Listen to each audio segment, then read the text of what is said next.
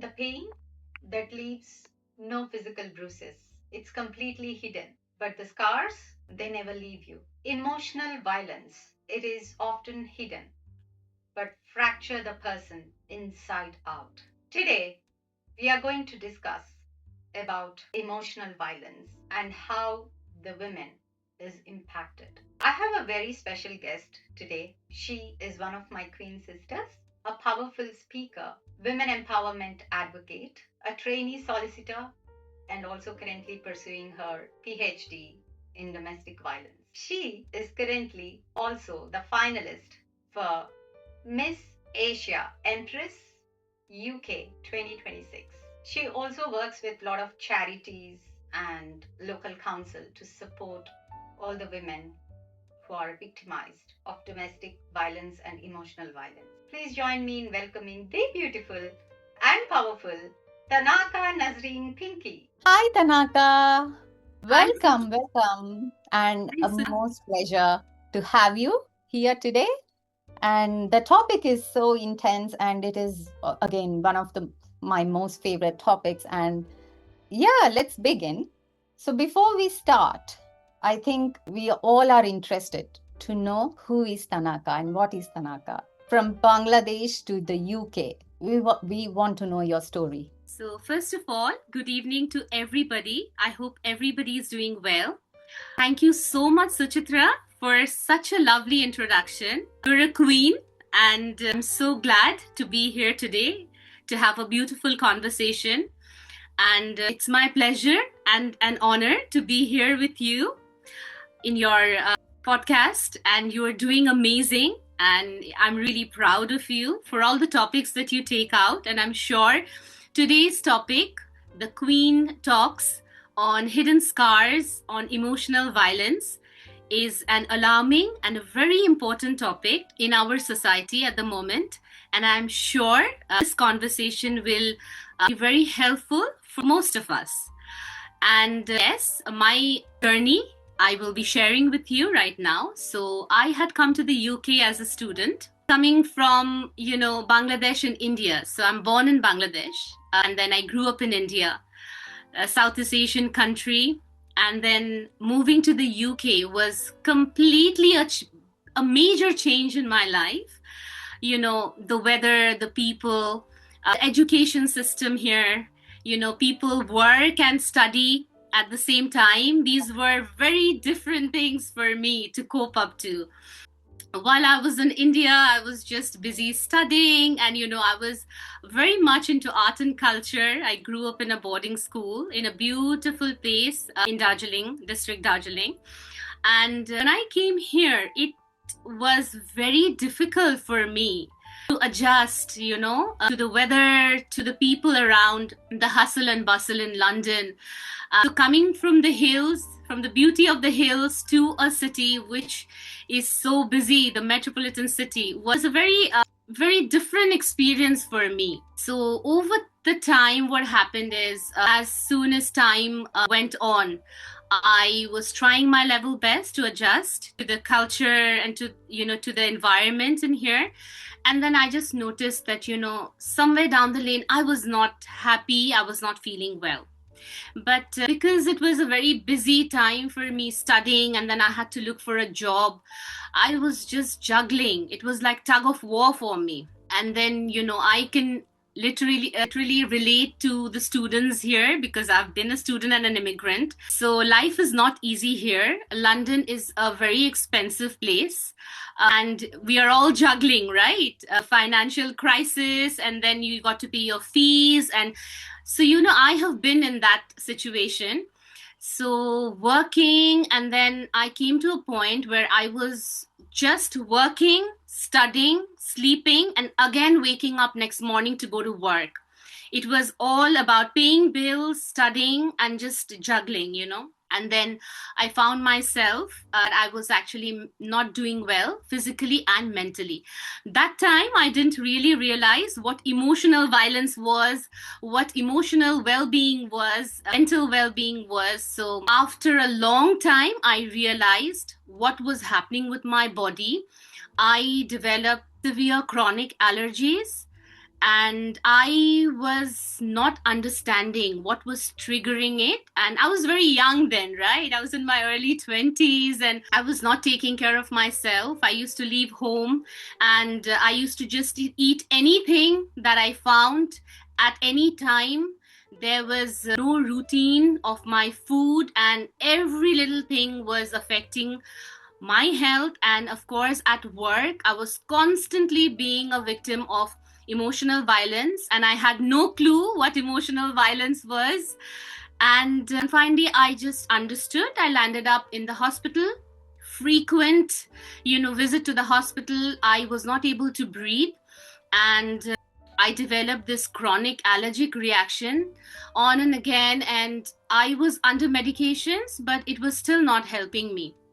Then one fine day, I understood that, your emotional well being is directly connected to your brain and your gut health. And that's the time when I started studying and, doing research about, okay, how come anxiety, depression, and stress is triggering my allergy? I had no clue. Then I understood that health is actually so very much interlinked with your stress, anxiety, depression. And that's how today I've become the woman I am, with a lot of experiences and hardship in life. It didn't happen in one day. I experienced a lot of hurdles, a lot of difficulties. And then today I am Tanaka Nasrin Pinki, and I'm here to speak about and talk about the emotional abuse and violence, and so much to share with you today. Wow, really inspiring. And 100% I agree that it's definitely not like it's coming overnight. And the struggles I can see coming back from long, miles away, families there, and coming back here, struggling everything alone, doing hard work at the same time, balancing your education, everything, doing at home. It's not at all easy, 100%. And what I have to appreciate is that it's not just you overcoming that, but you also want to serve to the community, taking lead, serving to the community and helping them with all kinds of abuse. And you also work with Tower Hamlets, if I'm not wrong, the council. Yes, as I a have caseworker. I've done my training with London Borough of Tower Hamlets, and I'm working with many charities and with a lot of other agencies in collaboration, where I am sort of helping the women and young girls with all of their queries, let it be isolation, with job, with language, with the domestic abuse, especially. So, yes. Definitely not easy. And, day one, when I heard you speaking, I can see that clarity. I can see that the way you put forward your thoughts and the kindness, and you have so much patience that you understand when others are talking. I understood how you handle the situation very smartly, kindly, balancing yourself emotionally. So, which I really got impressed, and especially with your speaking, it's very impactful. When we had some sessions during the training, I've been observing, and the way you speak, the pace, there's no kind of any turbulence, emotional turbulence. You just speak, but you speak with impact, which is very important. And that's Thank where you I so thought, much. Thank you so much. And of course, you understand me better because we've been in the same journey. And we have this sort of a connection which we have built over time, the queens in our last pageant, of course. And we know so much about our childhood, about our life story. And it's 100%. amazing to connect, because we have so much to give back to the community, and inspire the other women through our experiences. Yes, and this is where I always talk with back with my community, my friends, and many people I meet. It's not about winning or losing. It's about the sisterhood and the connections you made, which are like lifelong, and the way how we learn from each other and our stories. So this is where the real impact is going to start, and that's where we make the difference together. And that is Exactly. and that is what is sisterhood. Queens. Exactly. That's wonderful, Tanaka. So, what is the actual difference between the physical abuse and emotional abuse, and how can we spot it easily? Very good question to start with. So, the physical abuse is very common, and people understand the physical abuse. For example, if somebody slaps you or hit you, or push you, this is, there is a physical touch, and this is abusive. Or sometimes, even when situations go worse, like for example, if somebody hits you and you get a bruise, it's visible, right? So it's very Yeah. easy to understand somebody has hit somebody and you've got hurt, you've got bruises, you've got marks. But then what's difficult to understand is the emotional violence, and that's what we are talking about. And that's why it's called the hidden scars. Scars which Absolutely. are visible, they are easier for you to track, right? That, okay, fine, she has been abused, he has been abused, but the emotional scar is hidden. And that's the reason why it is so difficult for a person to understand what he or she is going through, because it's going through within you. What's going on within cannot be seen, and what cannot be seen cannot be understood very easily. And so I will give you a good meaning of emotional abuse so that people can understand what emotional violence is. So by definition, you can understand emotional violence is often called psychological abuse as well. So it is a pattern of non-physical behaviors, and it is designed to control, isolate, intimidate, or demean a person. So what does it involve? It involves like tactics like gaslighting, humiliation, threats, and excessive jealousy, resulting in severe psychological trauma, anxiety, or depression. It undermines self-worth and creates a sense of dependency. So you can understand what it can do to a person, and a person who is a perpetrator, a person who is actually trying to cause emotional violence, is very much aware, that person is actually causing damage to the other person. So sometimes, we understand, we say, okay, this person didn't do it intentionally, but no. Emotional violence, there is clear intention. The person who's causing the damage, who's causing the violence, is very much aware what he or she is doing. So again, the definition, the key aspects of emotional violence is, it's regular and deliberate, constant use of words or action to hurt, weaken, or confuse a person. And also, there is a clear intention. The ultimate goal is usually to establish power, control, and make the victim feel worthless or dependent. So you see what emotional violence can do to a person? It causes great damage from within. And the person, the perpetrator, is actually aware. And slowly, the person is eating you up from within. And it cannot be seen. Yeah, and sometimes, it need not be from your very own family members. It can be from anyone, to be honest. Like, it can be at work, it can be within your friends. And sometimes I feel like it looks like care. It looks like the are so affectionate, and that is why they are telling, but it leaves you in a doubt, maybe they are right.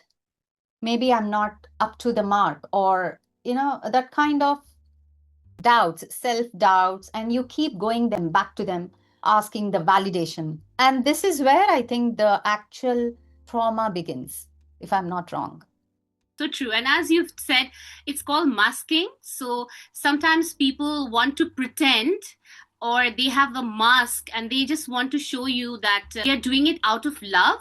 But down the lane, they are actually just causing great damage to your self-being and to your self-worth.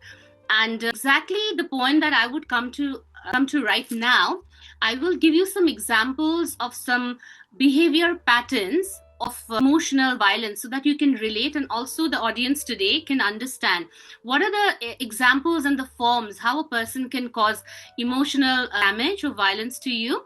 So a very well-known term that we use is gaslighting. Is something which is done deliberately by the perpetrator. So I'll give you an example and a definition of what gaslighting is for people who are not aware of it. So Yes, please. It is a way, to make the victim question their own reality, memory, or sanity. So, gaslighting is a form of persistent psychological manipulation and emotional abuse, where the abuser makes someone question their own reality. So, common examples are like they completely twist facts and a victim is confused, and also shifting blame. You shift constant blames, denying the reality, even if it's presented with a proof. Like, for example, if the victim has a proof and shows it to the perpetrator, they just shift the blame. And constant intent is to make you isolated.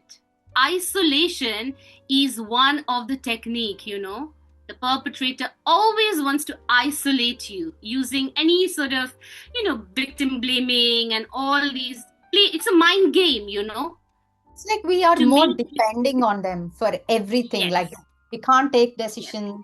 We feel like they're helping us. So we constantly go back, ask them whether this is right, this is wrong. So kind of we are so much depending on them, right? Emotionally. yes. And that's exactly what the perpetrator wants you to do. They want you to be isolated. That's the only form that they can feel powerful, they can feel worth, and they can feel that, okay, I have succeeded in what I wanted to do. So gaslighting is one of those patterns and one of those examples where the perpetrator constantly, and after you face that, you become a victim of that, you constantly question your own reality, memory, or sanity, and you feel, am I good enough? Have I lost my memory? Am I really crazy? And that's what, it puts you in a constant question and you're confused. So gaslighting is one of them. And then isolation, as I've said, that it's a way of controlling the victim. And also, constantly like, don't go here, don't go there. Because, when you are a people person, when you go to a community, or when you're a very active person, you're going out of home, you're mentally well. So isolation is something, when you isolate yourself, that's the first step, that you are putting yourself away from everything. And that's exactly how people can create the violence. So isolation is one of them.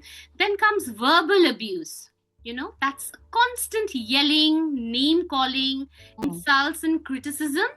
And that can also, like, body shaming can also be a part of this. Somebody can literally break your self-worth and confidence by verbal abuse, constant body shaming, or maybe just yelling for no use, very, very small acts, and then constantly just showing you, like, insulting you, criticizing you. You're not good enough. What are you doing? You're silly. You're crazy. Those sort of verbal abuse is also a part of the emotional violence. Then comes threats and intimidation. So threatening is like hurting themselves, the victim or loved ones, also destroying personal property. Sometimes, that those little, it can be in any example, in any act, like, destroying your personal property, causing you, giving you threats, and, intimidating you. That's another thing. And undermining self-worth. So making the victim feel guilty, shameful, and constantly wrong. So these are the ways how the perpetrator can actually cause emotional violence. These are the tactics that they use, and it has a huge impact on the victim. And one thing I want to clear out today in this podcast is that as a domestic violence advocate, we sort of want to empower women because we work directly with women and young girls. And we sort of want people to be financially independent, develop their skills, invest their time on education. But you know what? We also have to see the picture that women who are socially active, women who are highly educated, women who are financially independent are also victim of emotional violence. I totally agree. Yeah, this is a misconception, and I just wanted to give this message because some people think, wow, if you're a professor, or, you are highly educated, you're fine, you're doing well. It's only the women who are not financially independent or not highly educated are victims of domestic abuse or emotional violence. But this is a misconception. No, That is not true. I have got clients who are professors, I've got clients who are doctors, and they are still victim of emotional abuse by their own husbands at home, or by their bosses. Like for me, example, I'm not ashamed to say what I've experienced in the past. I have been experiencing emotional violence by my boss while I was doing my legal training. Constant, harassment, constant pressure, constant bullying, constant silent treatment, constantly giving me loads of work, knowing that, I'm not being able to cope up, and me also having to go through all of that. So emotional violence can actually take place anywhere, at workplace, at home, with your own family members, with your life partner, with your sister, brothers. So it has got nothing to do with financial independence. Just to clear that out so that Yeah. the audience can understand that anyone can experience it and be a victim. 100% and very well explained. And I think sometimes I really feel like women like us, like more in as we are so independent, we know so much, we speak up, even then we are victims. I mean, more prone, more vulnerable, to be honest, because the moment you are out now, you speak up, people try to bring you down, disguising as a love, as concern, or as feedback.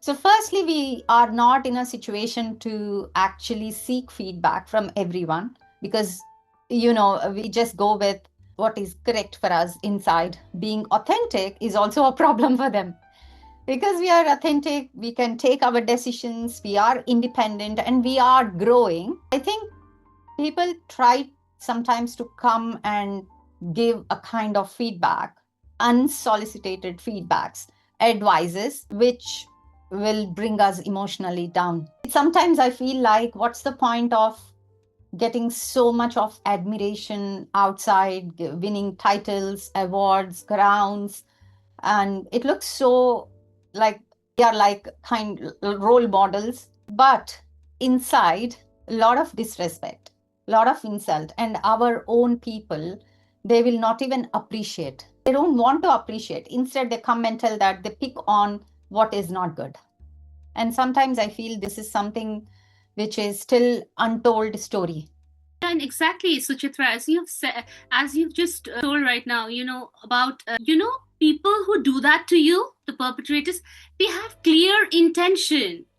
It's just that when you are a victim, you don't understand. You might be a matured, very successful person, but when somebody is actually trying to cause that emotional violence, they have that clear intention and they know why they're doing this to you, and they put you in a state of confusion, and you sort of just keep on questioning yourself. And some people also love bomb you. So again, Exactly. this word called love bomb, like they will mask themselves, they will first sort of try to love bomb and appreciate you, and at the same time they have that clear intention.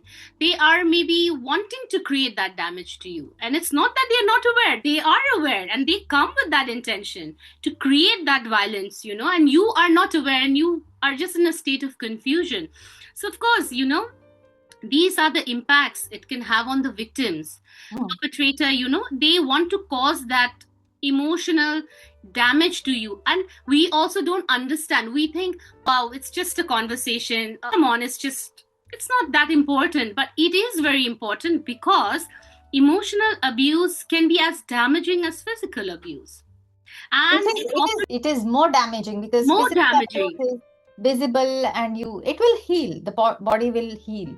But these kind of emotional abusing, right? And sometimes when it is coming from someone you care for, and you have a very good relationship over past few years, and as you grow, I think the more emotionally we are going away. That awkward situation where they feel like they are going behind us. I don't know. So that kind of what triggers them, it's not my problem, but what they are giving to me. So no and, appreciation. that is the reason why we are talking about, we are having this conversation about hidden scars, Exactly. emotional violence, because trust me, so many people struggle. Physical abuse is very easy to identify. But emotional violence, even the victim themselves are confused. They are not aware what's happening to them in the workplace, at home, with their loved ones. And then eventually they just start developing chronic depression, anxiety, there's PTSD going on. Then, they have this sort of self-esteem issues, self-confidence issues. They start walking on eggshells. They are Yeah. also very scared to have a conversation where they can really be themselves, because that person slowly is violating you and you don't understand that. That's why emotional violence is, as you have told, it's harmful. It's It's very dangerous. harmful. It's more dangerous than physical abuse. And Absolutely. eventually you'll see you just feel, I don't want to go out. I don't want to attend this show, or I don't want to go to this get together, because you know what? That person has told me that.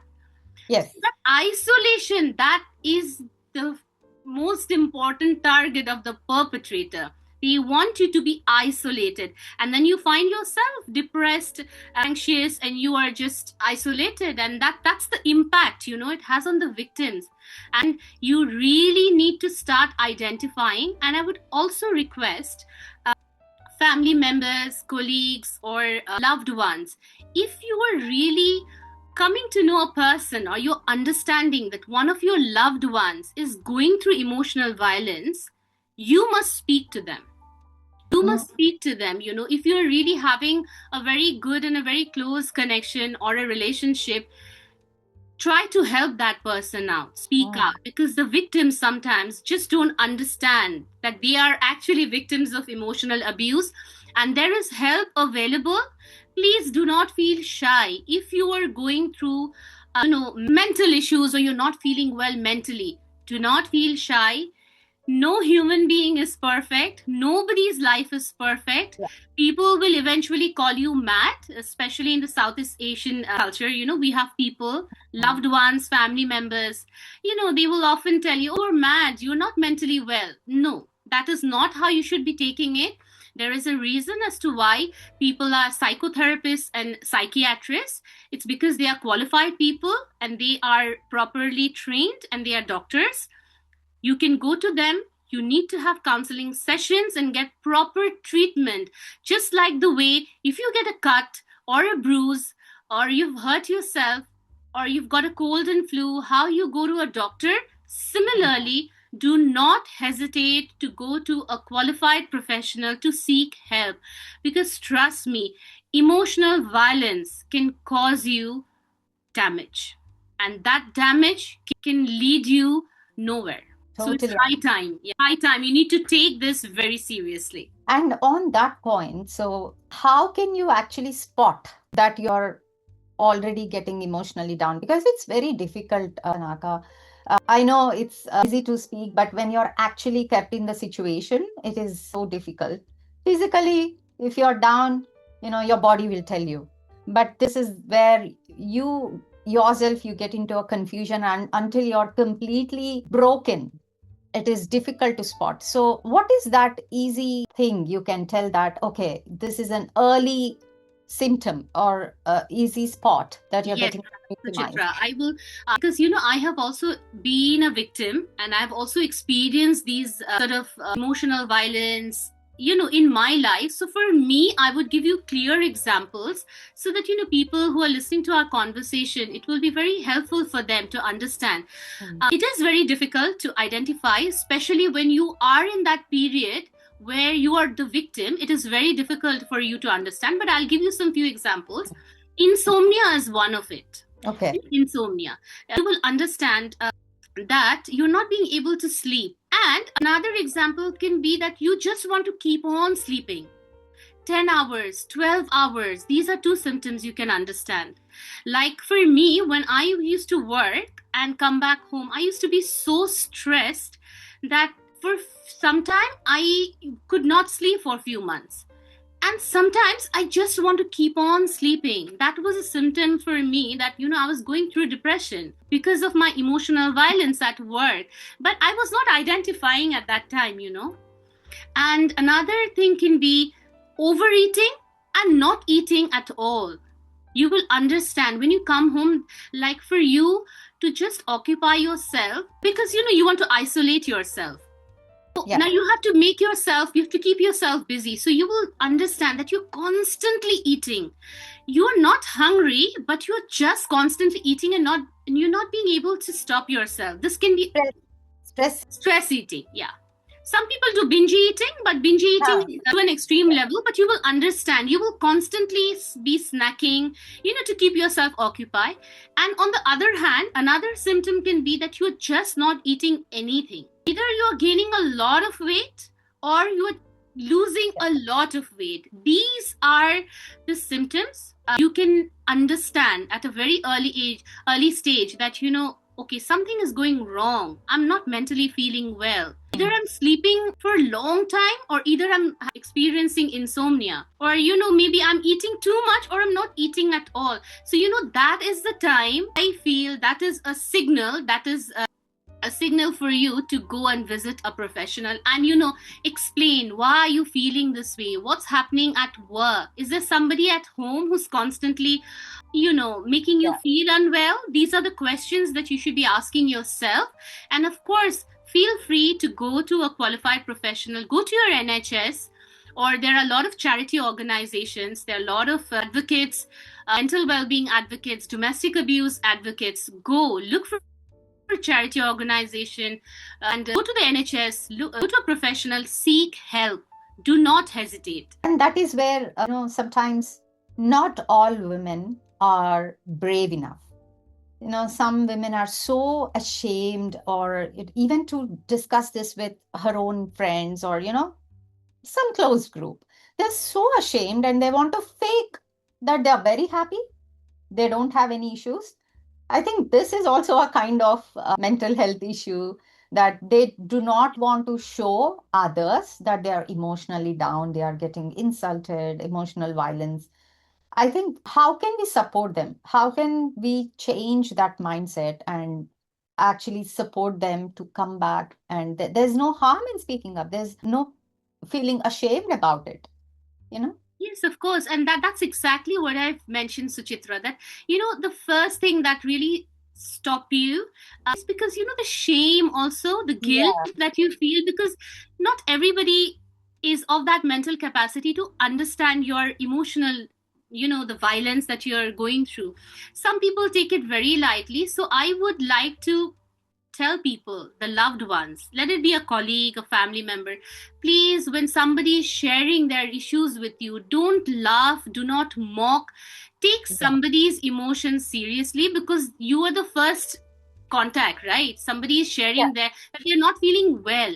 So do not mock and do not call somebody mad, or do not bully somebody, do not call them names, because you are not aware what emotional violence can do to a person. So if somebody is coming up to you and sharing their experiences with you, listen to them and don't mock. And of course, advise them to go to a professional. If you're not comfortable sharing, or you don't have much idea about what emotional violence is, if somebody is coming up to you and sharing that they are really not feeling well, they're not mentally well, support them how much ever you can, and tell them to book an appointment in the NHS or look for psychotherapists, psychiatrists. Go. Do not mock, because when you constantly make fun of somebody, then that person wants to shut down. They don't want to open up their feelings and emotions to you. So that is the way you can actually stand with somebody you love, right? Your colleague or your Yeah. sister or your family member. Take people's scars seriously. Try to help people who are in pain. Do not mock somebody who's not doing mentally well. Absolutely. Very well said. And, I've met many women telling that they have been, carrying certain traumas over the years. And even though they are out of that trauma, they're trying to heal, but still the damage that made, all the years, they'll have some instincts, some kind of, a kind of fear that which they couldn't come out of that. The main reason is, our South Asian backgrounds mainly. Sometimes our own parents will not support us. They're needed. So when we are already going through some emotional turbulence, and we obviously the first thing what we expect is okay, my parents will support me. And when you do not get that support, who else you can trust? So If your true. parents, yeah, so parents are the first line of defense, kind of. And if there is no support coming from them, I can literally see the damage what women will go through. And this is where she will put herself, a lot of layers. I can't share this with anyone. Or what if my parents are not supporting, then who else will support?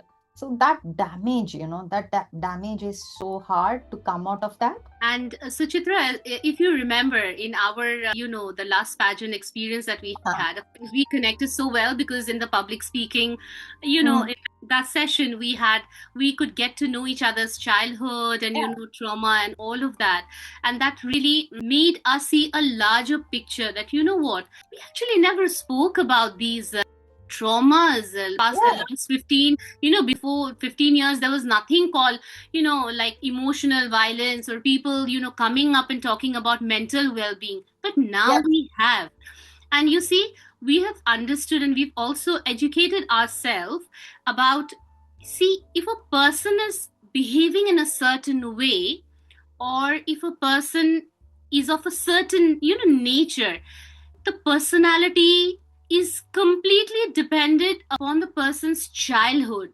See, now we are aware of that. Before 15 years, we never spoke about these things. And also, a very important term called childhood trauma. Mm, Childhood trauma, which is not healed, that can result to a very different person that you become. Like, for example, those trauma that you had in your childhood, which are not healed, you take that baggage with you. You fill your pockets with those childhood traumas and you become the person that you are today. yep. So it is so important, all that pain that you have, the baggage, if it's not healed, trust me, that can really affect your health. 100%. So that's where I wanted to ask you the question, like, what is your biggest piece of advice for women healing from this kind of pain to support her and help her with her healing process? You see, because I am in a profession where I work with psychiatrists and psychotherapists, very closely. So, over the years, I've also educated myself. I'm coming from a legal background. I have studied law, but now I'm very much aware of, the psychological terms, and I have a knowledge about psychology because my profession is very much, with the mental well-being and supporting women. So when you go to a psychotherapist or a psychiatrist, they will definitely want to know about your childhood, because what you're experiencing in your life at the moment, there's major connection with your childhood. The person that you've become today, the person that you are today, the way you talk, the way you respond, the way you respect people, or the opinions that you have, or the perspective of life that you have, what angle do you look at things, Wow. everything has got a major connection with your childhood. And you will see people who are carrying baggages of childhood trauma, who are not healed, they are the people who are not doing mentally well. Absolutely. No So, doubt about it. so Yeah. exactly, I always recommend people. Everybody has got some or the other traumas, right? Childhood, from the neighborhood, from your family. It is very important for you, because only once you start healing, when you have proper counseling with a professional, they will instruct you, they will guide you. How can you heal? How can you forgive? How can you come over it? How can you invest your time or yourself into proper into proper ways, actually, so that you can heal that. Till the time you don't heal your childhood traumas, you cannot overcome that pain. You cannot become the better version of yourself. My dear, it is very important. That's why I always tell people, do not feel scared, do not feel people are going to judge you. Go to a professional. Go to a psychiatrist. There's a reason why we have doctors, who deal with your psychological issues, because you need proper counseling. You need to let those out. You have to vent it out. You have to speak, and there has to be a proper counseling where over the time you can heal all these pain. Only then you can become the better version of yourself. Otherwise, till the time you carry these baggages of pain and pocket full of childhood trauma, you can't do well in life. And I think that is what is the intention why we are bringing this in the form of podcast, is to bring the awareness. Because at least if I take my example, most of my life I've not even aware that we have support. I'm going through a mental or emotional turbulence. I definitely need some help. So that awareness was lacking, and that is the main intention, Tanaka, and we want to bring this awareness that we shouldn't be ashamed of what we are going through. We need to be smart enough to spot that, yes, this is bringing me down. This is bringing my questioning my self-worth. Why I'm constantly seeking validation. Am I going through a right path? So analyze what you're going through and please speak up. And we have a lot of help and support now. Back, as Tanaka mentioned, back 15 years back, I was not even aware of the certain terms like mental health, mental well-being, emotional violence. And now world has changed. And in case if we are going through, and as you mentioned, the childhood traumas, trust me, sometimes even now I get dreams of certain things, like, and then I wake up and sometimes I laugh like, why did I even get that? So that is the major impact. And it is high time, if you're going through the childhood traumas and any other traumas from baggages from your life, now we are bringing that awareness. And if you need support. Also, Suchitra, if you remember, the public speaking that we had in our pageants, Hmm. and that's why I tell the young generation, the women, please do not leave your hobbies, participate in a lot of competitions, look for platforms where you can really go. That is also a way you can, you can heal, you can build your self-confidence. Some women, they just want to shut them, isolate themselves, and they don't grab the opportunities that come to them. And you see, we connected on the platform that we were given, right, in Miss Asia, Great Britain, and that's how we know each other. And there was a time where we both spoke about the traumas that we had. Every human being have traumas, right? I had childhood trauma, you had childhood trauma. We spoke about it, and we gathered that confidence, we utilized that platform. There's so much to learn. So the audience, might be thinking Suchitra and Tanaka, they're confident women, they're having the queen talks, they are perfect. No, we are not perfect as well. We cry, and we also cry. We cry now. 100%. Every single day. Emotional violence is something you cannot avoid. It's not in your control. We are not face it every superwomen. day. We are not superwomen, and we are normal human beings. We've got hormones, we've got dopamine, we've got oxytocin, we've got everything. We are normal women, we are not superwomen. We have just become a confident version, the best version, and we are still working towards it. And our motive is to spread that awareness that it is okay to experience emotional violence.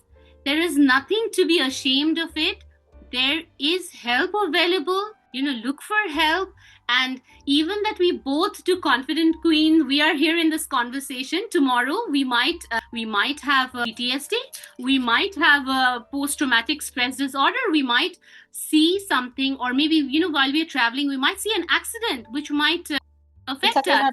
Yes, it can trigger us, and it can terrify us, and we can also be mentally unwell. So it's not that we are superwomen, it's just that we want other women to come forward and open up. There's help available. That's our mission, and that's why we are having this podcast, to bring a positive impact that to all those women who are isolating themselves. Nobody is perfect, nobody's life is perfect. We are all human beings, we have all traumas in life, let it be childhood or in our personal life, it's time to speak up. And that is the reason why we both are here, to encourage these women to come up and speak up, and to be the best version of yourself. Absolutely. I think that is the only difference. We are speaking. We speak up. And that is where today I can see a lot of difference in my life. I always, feel myself, okay, 10 years back, 5 years back, yesterday and today. And this process is ongoing. And every single day, world is not going to change. You have to still face the emotional violence in from any form, but the only difference is we are aware of what to do, speak up, and yeah, just share. And the moment when we all have that network connection and we share with each other, you will somehow build that emotional resilience. True. Knowing that I know someone, I have someone to help me, is that gives you a emotional, strength and resilience. I would like to hear from you one message to the younger generation on mental well-being and how to handle emotional violence. Yes. So, to the young girls, especially, I would like to give you a very important piece of advice. When you are young, you see life from a different angle, right? We have experienced life. We are in our late 30s and, early 40s, and we have experienced a lot of things. And through our experiences, we can give you advice. But you're very young. So, one thing which is very alarming is the cybercrime nowadays. Yeah. And that is a piece of, message that I want to give you. You are young and you're very emotional at this moment. And it is very easy for other people to cause violence. So be very careful with every step. It is not necessary to get very close to somebody without knowing somebody.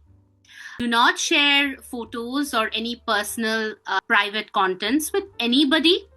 Make sure you maintain a very good relationship with your parents.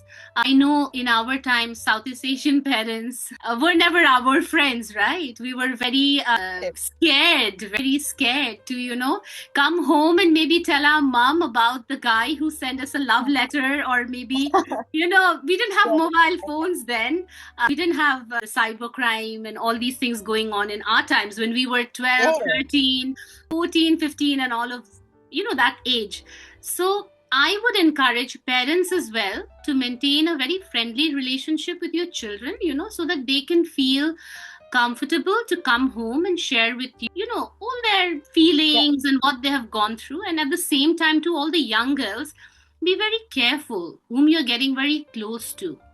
Without knowing a person, or without knowing a person's family background or their relatives, do not share anything private with them, because you don't know who is coming with what intention. And at that age, anybody can make you a victim of emotional violence. So be very careful. Come home, share with your parents whatever you have to. Every little thing, try to share. Maintain a friendly relationship. Do not share any private or photographs or any content with somebody that you just know for few days, because you don't know after few days or months what that person is going to do with those. There is no need to also go to any place with somebody, if it's a public place, that's fine. It's just because somebody is your friend and somebody calls you and, ask you to come to a place which is maybe far away from your hometown, or somebody is asking you to constantly click photos and, send your private contents. Please be very careful, because in my profession, I deal with a lot of young girls who are actually not wanting to live anymore. So I've got suicidal cases also, which I'm dealing with at the present moment, of young girls who are at school and who are victims of cyber crime, bullying. So that is one thing I really wanted to, give a message to the youngsters. Be very careful. Yes, that is one piece. I think we call it as grooming, if a very school case. And this is too much happening these days, especially love bombing, gaslighting. Yeah. And you know, all isolation. So all these are like the tactics are taking advantages for young generation where they need to be more careful attending parties, going out with friends. But one thing then young girls should understand is whatever they do, safety is non-negotiable. Exactly. And also, I would say, involve your parents in Absolutely. like, where you're going or what you're doing, or if you've met a new friend, try to build up that connection with your parents so that you can share. If you're going somewhere with your friends, make sure your parents are aware where you're Aware. going, which location you are going. And yes, young girls, be very careful, set boundaries for yourself. I know boundary is a very difficult word at this time because Exactly. we have, with our experiences, maybe it is very easy for us to say that, but always from a very young age, self-respect and boundaries, should be set, because if you don't create boundaries, people will try to take advantage of that. And that's why we have issues that I'm dealing with at the moment, cyberbullying and cyber crimes going on. And it's very sad to see that the youngsters are actually getting suicidal. They're Mm, um, mm. getting involved in different acts, and then finally the parents are suffering, the family members are suffering. So set boundaries, maintain a friendly relationship with your parents, let them know where you're going, and of course do not share any private contents, or there is no need to get very close to a person very soon without knowing their parents or their family, or your parents not knowing about them, and be very careful. Very well said, and that's very important message, not just for young women, but for anyone. Setting boundaries, speaking up, these are the first few things you need to start practicing, which is very important. And I hope we have given very good information. And please feel free to reach out to me or Tanaka for any kind of support. I will provide all the details under the description.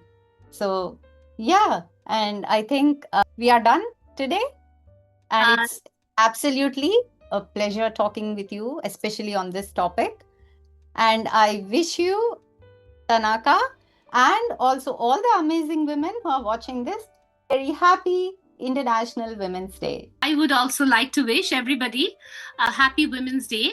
And finally, just to finish off, if anybody is experiencing any sort of issues, just maybe you're feeling isolated, or, you can be an adult and you can still, experience mental illness, or you're not feeling well, get in touch with us. I work with charities and I take referrals. I will try to help you in every best possible way that I can. Get in touch with Suchitra and me. And also, if you want to participate in the pageants, right, that's a very good platform, so you can get in touch Yes. with us. You're not alone, we are here. And that's the reason Suchitra is doing her podcast, to inspire women. Come forward, and we are here to uplift everyone and spread love and positivity and create a sisterhood, which is so important. You're not alone. There is help available, and we are here. Happy International Women's Day, and lots of love to everybody who's watching our podcast today. Thanks, everyone. Bye.